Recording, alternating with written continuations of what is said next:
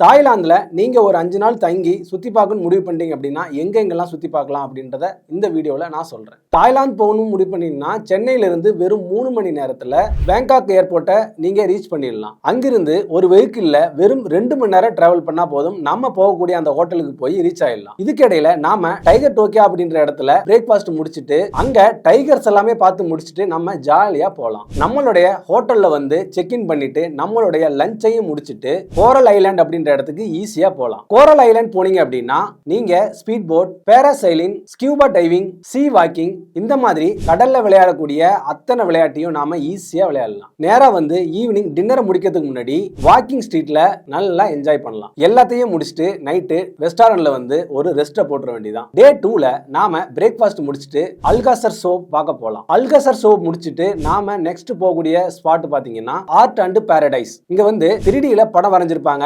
ஆனா அந்த விலங்கே நேரடியா நம்ம கண்ணு முன்னாடி நிக்கிற மாதிரியான ஒரு காட்சி அமைப்பை ஏற்படுத்தியிருப்பாங்க. ஜேம்ஸ் கேலரி அப்படின்ற இடத்துல தங்கம் எப்படி உருவாகுது அப்படின்ற விஷயத்தை நம்ம பார்த்து தெரிஞ்சுக்க முடியும். நமக்கு தங்கம் வேணும்னாலும் அந்த இடத்துல ஈஸியா பர்ச்சேஸ் பண்ணிக்க முடியும். வேர்ல்டு ஃபேமஸான செஞ்சுரி ஆஃப் லைஃப் அப்படின்ற மியூசியம் போய் பார்க்க முடியும். இந்த மியூசியம் பாத்தீங்கன்னா 1981ல ஆரம்பிக்கப்பட்டு இதுவரைக்கும் கன்ஸ்ட்ரக்ஷன்ல இருக்கக்கூடிய அந்த பிரம்மாண்டமான மியூசியம் கோயில் மாதிரி வடிவமைக்கப்பட்டிருக்கிற இந்த இதை பார்த்துட்டு நம்ம ரிட்டர்ன் வந்துடலாம். வந்ததுக்கு அப்புறம் ஒரு லக்ஸூரியான ஹோட்டல்ல நம்ம ஸ்டே பண்ணிக்கலாம். டே 3ல பாத்தீங்கன்னா நாம பேங்காக் வந்துடலாம். நீங்க கோல்டன் புத்தா டெம்பிளை பார்த்து என்ஜாய் பண்ணலாம். அதே மாதிரி இன்னொரு புத்தா டெம்பிளான ரிக்ளைனிங் புத்தா டெம்பிள் அப்படின்னு சொல்லுவாங்க. அப்படின்னா நம்ம ரங்கநாதன் மாதிரி படுத்த கோலத்துல இருக்கக்கூடிய புத்தாவை நம்ம பார்த்து என்ஜாய் பண்ண முடியும். சோ அதை முடிச்சிட்டு நாம சீ லைஃப் வந்து என்ஜாய் பண்றதுக்கு போக போறோம். சோ இங்க வந்து கடல்ல இருக்கிற அத்தனை உயிரினங்களையும் நம்ம பார்க்க முடியும். நீங்க தாய்லாந்துல இருக்கீங்க அப்படின்னா முக்கியமா பார்க்கக்கூடிய இடம் தான் சஃபாரி வேர்ல்டு. இந்த சஃபாரி வேர்ல்ட்ல பாத்தீங்கன்னா குரங்கு ஆடுறது, யானை நடக்கிறது,